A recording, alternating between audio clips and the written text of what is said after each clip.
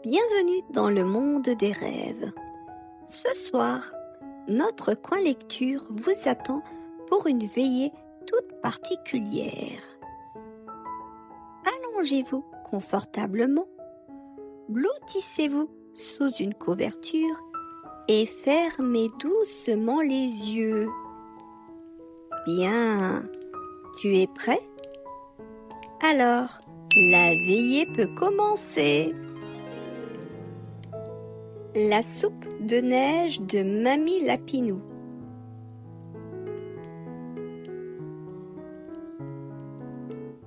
Il était une fois, dans une clairière paisible, au cœur de la forêt, une vieille lapine nommée Mamie Lapinou. Sa petite maison, nichée entre deux grands sapins, dégageait toujours une douce lumière dorée, même lors des nuits les plus froides. Cette année-là, l'hiver s'était installé plus longtemps que prévu. La neige avait recouvert chaque branche, chaque chemin, et le vent sifflait doucement entre les arbres. Les animaux de la forêt, qui d'habitude patientaient joyeusement jusqu'au printemps, commençaient à avoir bien faim. Un matin, alors que Mamie Lapinou balayait la neige devant sa porte, elle vit passer Timo, un blaireau au museau tout gelé. « Bonjour Mamie Lapinou, il fait si froid aujourd'hui !» grelotta Timo. « Oh, mon pauvre Timo, viens te réchauffer un moment !» répondit Mamie Lapinou en le faisant entrer. « Je veux bien, mais je n'ose pas trop m'attarder. Il faut que je trouve à manger.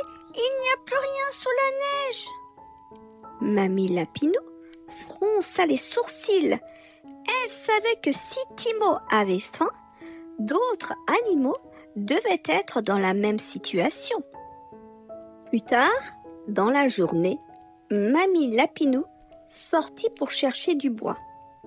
Sur le chemin, elle croisa Pico le petit hérisson, qui marchait lentement. « Pico, tu as l'air bien endormi. Viens te réchauffer à la maison. »« Oh non, merci Mamie Lapinou. Je suis en quête de quelques baies. Mais avec toute cette neige, c'est bien compliqué. » répondit Pico avec un soupir. Un peu plus loin, elle vit le petit ours Aïe, au pelage brun sombre, assis sous un pin. Il frottait son ventre avec une mine affamée. « Aïe, tu devrais être en train de dormir !» s'exclama Mamie Lapinou. « J'ai essayé, mais j'ai faim et je n'arrive plus à trouver de quoi me rassasier !» répondit Aïe d'une voix endormie. Mamie Lapinou hocha la tête en silence. Il n'y avait plus de doute. Quelque chose devait être fait. De retour chez elle, Mamie Lapinou posa son bois près de la cheminée. En regardant la neige tomber par la fenêtre, une idée lumineuse traversa son esprit. Si la forêt est recouverte de neige, pourquoi ne pas en faire quelque chose de bon ? Murmura-t-elle. Elle ouvrit un vieux coffre en bois et en sortit une grande marmite bleu nuit ornée de petites étoiles scintillantes. Cette marmite était un cadeau qu'elle avait reçu il y a bien longtemps. Et même si elle n'en parlait jamais, elle savait qu'elle avait quelque chose de très spécial. « Pourquoi pas ? On dit que la magie existe quand on y croit vraiment !» souriait-elle en caressant la marmite. Mamie Lapinou enfila son manteau et sortit dans la cour. Elle remplit la marmite de la neige la plus blanche qu'elle pouvait trouver. Alors qu'elle retournait vers sa maison, Émilien le renard roux l'observait depuis un monticule. « Mamie Lapinou, tu comptes vraiment cuisiner avec ça ?» demanda-t-il en haussant les sourcils. « Oh oui, Émilien, une soupe de neige délicieuse nous attend tous ce soir, dit-elle. « Une soupe de neige? Mais c'est impossible, Mamie Lapinou, la neige fond !» rétorqua-t-il en secouant la tête. « Tu verras, il suffit d'y croire, » dit-elle en riant et en jetant un petit clin d'œil. De retour dans sa cuisine, Mamie Lapinou plaça la marmite au-dessus du feu. Lentement, la neige fondit, mais au lieu de disparaître, elle se transforma en un liquide clair et étincelant. Mamie Lapinou y ajouta quelques herbes séchées, une pincée de sel et 3 gouttes de sève dorée. L'odeur douce et réconfortante s'éleva peu à peu dans la pièce. Bientôt, Lisco et Onyx, les 2 renards, passèrent devant la fenêtre. « Ça sent si bon ici, Mamie Lapinou, qu'est-ce que tu prépares ?» demanda Lisco. « De la soupe de neige !» répondit Mamie Lapinou joyeusement. « De la neige ! Tu es sûr que c'est une bonne idée ?» murmura Onyx, sceptique. « Goûtez avant de juger, » dit-elle en leur faisant signe d'entrée. Lorsque la soupe fut prête, Mamie Lapinou servit un bol fumant à chaque animal. Pico le petit hérisson, Aïe le petit ourson, Gus, Kiwi, Lisco et même Iban le loup timide s'assirent autour du feu pour déguster cette étrange soupe. « C'est incroyable !» s'exclama Iban. « Je n'ai jamais rien goûté de tel !»« Moi non plus, et elle semble ne jamais se vider !» ajouta Pico, les yeux ronds. « Tant que vous en aurez besoin, cette soupe continuera de remplir vos ventres, » assura Mamie Lapinou avec un sourire tendre. Le lendemain matin, au réveil, Mamie Lapinou s'aperçut que la marmite était encore pleine, comme si elle n'avait jamais été touchée. En ouvrant la porte pour respirer l'air frais, elle fut surprise de voir les animaux dehors, riant et jouant dans la neige, là où la veille, ils grelottaient de froid et de faim. Ils savaient désormais que lorsqu'ils auraient faim, la porte de Mamie Lapinou serait toujours ouverte et la marmite les attendrait pleine de cette soupe magique qui réchauffe les cœurs autant que les ventres.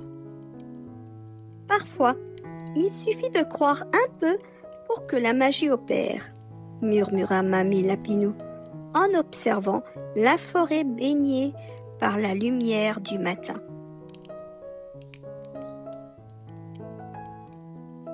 Le livre oublié de Mamie Lapinou. Il était une fois, au cœur de la forêt enneigée, Mamie Lapinou qui s'affairait dans sa petite maison. Le feu crépitait doucement dans la cheminée, réchauffant la pièce, tandis que dehors, la neige continuait de tomber sans bruit. Ce matin-là, en faisant du rangement près de la cheminée, Mamie Lapinou posa la patte sur un objet recouvert de poussière. Lorsqu'elle le tira du fond de l'armoire, un sourire tendre se dessina sur son visage. C'était un vieux livre de contes, aux pages jaunies par le temps. « Oh, cela faisait bien longtemps !» murmura-t-elle en caressant la couverture. Alors qu'elle époussetait doucement l'ouvrage, la porte s'ouvrit dans un léger grincement. Pico, le petit hérisson, entra, frissonnant encore de la fraîcheur matinale. Il se hissa près du feu, les yeux curieux fixés sur le livre. « Mamie, c'est quoi ce livre ?» demanda-t-il en tirant ses petites pattes. Mamie Lapinou referma délicatement l'ouvrage et le posa sur la table. « C'est un livre de contes, Pico. Un de ces que ma grand-mère me lisait quand j'étais plus jeune lapine, pendant les longs hivers. » Pico se redressa vivement, les yeux pétillants. « Oh, tu pourras nous raconter une histoire, Mamie Lapinou, n'est-ce pas ?» Mamie Lapinou réfléchit un instant, puis hocha la tête avec douceur. « Mais bien sûr, je crois que cette histoire mérite d'être partagée avec tous nos amis. » Pico s'élança dehors, sans perdre une seconde. Peu après, Aïe, Émilien, Iban, Kiwi, Gus et les autres franchirent la porte, les pattes encore couvertes de neige. Ils s'installèrent en cercle autour du feu, certains s'émitouflant sous de grandes couvertures tricotées par Mamie Lapinou. Un calme apaisant régnait dans la pièce, seulement troublé par le craquement du feu dans la cheminée. Mamie Lapinou s'assit dans son fauteuil en bois, ajusta sa couverture et ouvrit doucement le livre. « Bien, êtes-vous prêts ?» demanda-t-elle en balayant la pièce du regard. Les petites têtes hochèrent vivement. Mamie Lapinou prit une grande inspiration et l'histoire commença. Le conte du fermier et de l'arbre des promesses. Il était une fois, dans une clairière lointaine, bordée de collines et de forêts, un fermier nommé Elric. Elric n'était ni riche ni puissant. Il vivait simplement dans une modeste chaumière, entouré de champs et d'animaux qu'il aimait profondément. Dans son enclos vivait Brume, une vieille jument grise qui avait traversé bien des hivers. Noisette, une chèvre espiègle, et Rouquet, un coq à la crête dorée qui chantait chaque matin, qu'il pleuve ou qu'il neige. Elric partageait tout ce qu'il avait avec eux, même lorsqu'il n'avait que peu de pain sur la table. Un jour, alors que l'hiver s'annonçait plus rude que jamais, la neige recouvrit la vallée bien plus tôt qu'à l'accoutumée. Les récoltes d'Elric, déjà maigres, furent perdues sous une épaisse couche de givre. La grange était presque vide. Les jours passaient et le fermier voyait ses animaux faiblir. Brume, Noisette et Rouquet se blottissaient les uns contre les autres pour se réchauffer. Mais Elric savait qu'ils avaient faim. Un soir, Alors que la neige tombait en silence, Elric se dirigea vers un vieux chêne au bout du champ. C'était un arbre ancien, immense et tordu, dont les branches semblaient danser avec le vent hivernal. Il s'assit contre l'écorce froide et ferma les yeux. « Je donnerai tout ce que j'ai pour protéger ceux qui comptent pour moi, » murmura la voix tremblante d'Elric. À peine avait-il prononcé ces mots qu'un léger souffle de vent fit teinter les branches de l'arbre. Une voix douce s'éleva dans l'air.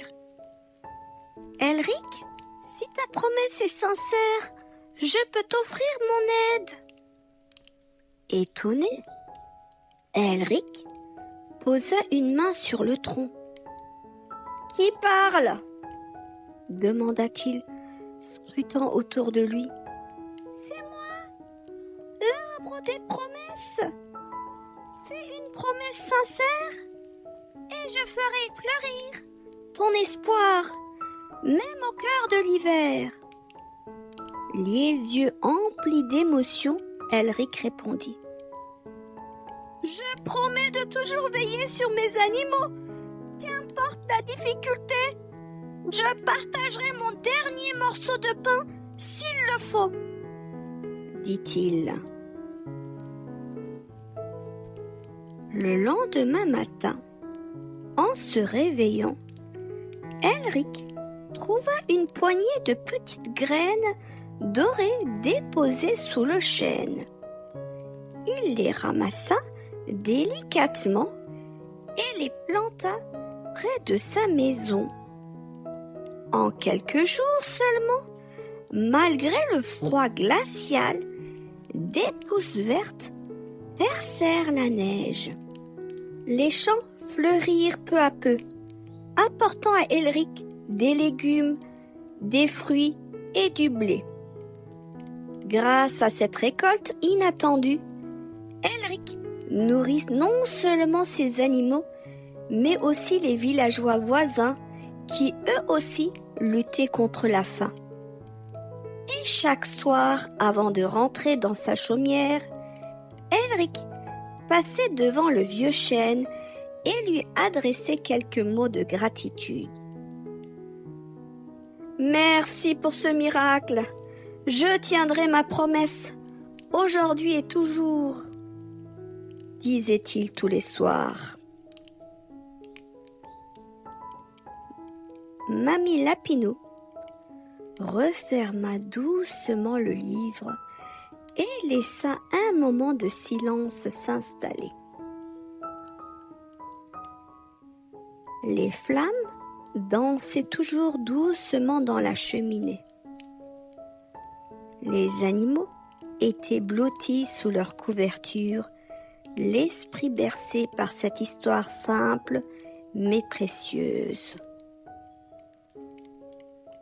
Cette histoire nous rappelle que parfois, la plus grande magie naît des promesses que l'on fait avec le cœur, dit doucement Mamie Lapinou.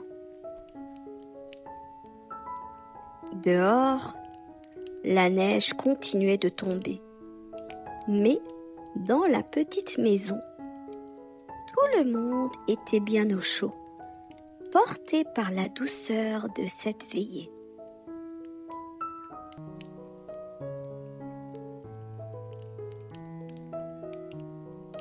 Le feu crépitait encore doucement et la neige continuait de tomber derrière les fenêtres. Les animaux, bien installés sous leur couverture, ne semblaient pas vouloir bouger. Le livre de contes reposait toujours sur les genoux de Mamie Lapinou. Elle tourna quelques pages avec précaution et sourit. « Je vois que vous êtes bien installés. Alors pourquoi ne pas continuer avec une autre histoire ?» Les oreilles de Picot frémirent légèrement, tandis qu'Iban s'enfonça un peu plus dans sa couverture. Celle-ci parle d'un renard bien particulier. Vous voulez l'entendre? Dit Maminou. Un murmure d'approbation parcourut la pièce. Très bien, très bien. Il était une fois un petit renard nommé Lisco, au pelage flamboyant qui brillait même sous la neige la plus épaisse. Lisco était différent des autres renards de la région, là où ses cousins préféraient se cacher sous les racines pour fuir le froid. Lui adorait se promener sous la neige, même quand le vent chantait fort entre les arbres. Un matin, alors que la forêt dormait encore sous un manteau épais de neige, Lisco s'aventura au-delà de la rivière gelée. C'était une partie de la forêt que peu osaient visiter en hiver. Les anciens racontaient qu'il s'y cachait des mystères oubliés et peut-être même des trésors.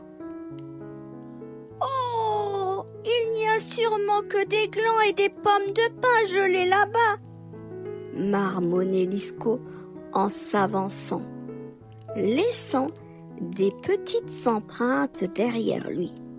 Mais au fond de lui, l'idée d'un trésor éveillait une curiosité qu'il ne pouvait ignorer.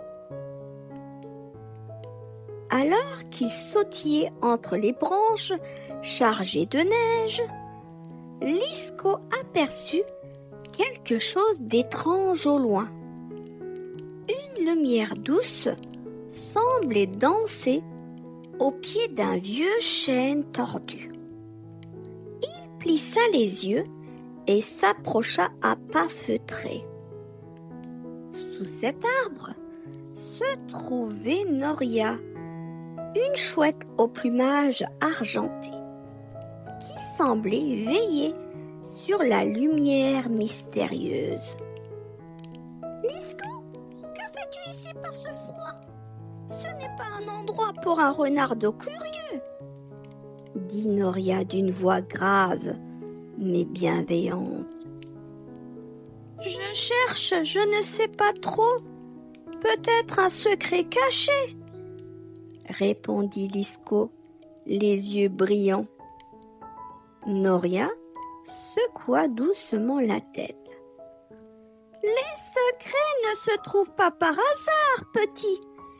Ils se relèvent à ceux qui savent écouter. » Lisco fronça les sourcils et s'assit dans la neige, espérant qu'en restant assez longtemps, le secret viendrait à lui. Mais rien ne se passa, sauf quelques flocons tombant sur son museau. Tandis que le silence s'installait, un souffle léger traversa la clairière. Lisco entendit un murmure à peine perceptible. « Trouve la fleur qui éclose sous la neige et le secret te sera confié. »« Une fleur sous la neige !» répéta Lisco en regardant autour de lui. « C'est impossible! Il fait bien trop froid !»« Rien n'est impossible dans cette forêt !» souffla Noria, avec un petit sourire au coin de ses lèvres. Déterminé, Lisco s'aventura plus loin dans la forêt. Il fouilla sous les buissons, tapota du bout de la patte sur les tas de neige, mais ne trouva que des feuilles gelées et des branches cassées. Alors qu'il perdait espoir, il croisa Briska, une petite belette aux yeux dorés. Lisco, pourquoi creuses tout partout comme ça?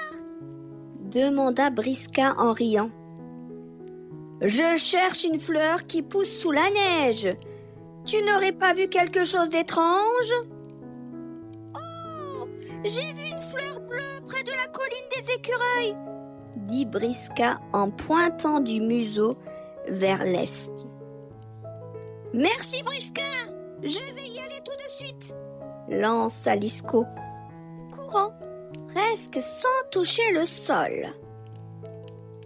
En arrivant près de la colline, Lisco remarqua effectivement une fleur bleutée perçant sous une fine couche de neige. Il gratta délicatement et découvrit une petite fleur d'azur aux pétales glacés. C'est donc toi le secret, murmura-t-il en la contemplant.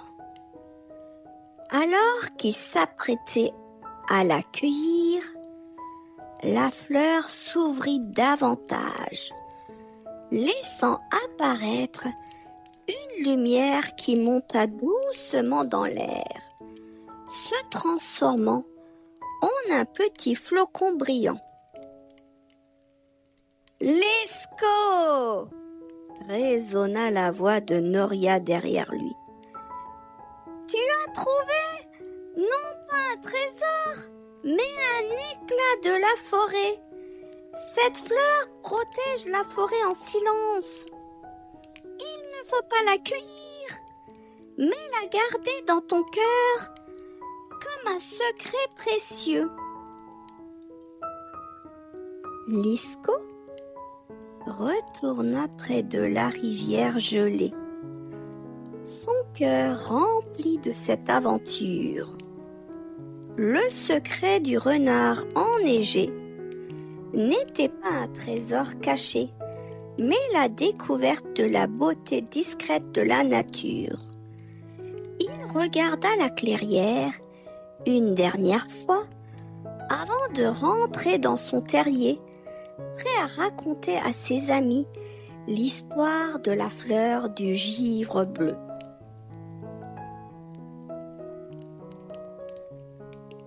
Ainsi s'achève notre veillée avec Mamie Lapinou. J'espère que ces histoires vous ont réchauffé le cœur, tout comme cette soupe de neige réchauffe nos petits amis de la forêt. Maintenant, ferme les yeux, écoutez encore le crépitement du feu. Imaginez la forêt endormie sous la neige et Mamie Lapinou toujours là, veillant sur chacun de vous. Je vous souhaite une douce nuit et peut-être que demain, vous entendrez encore une nouvelle histoire au coin du feu.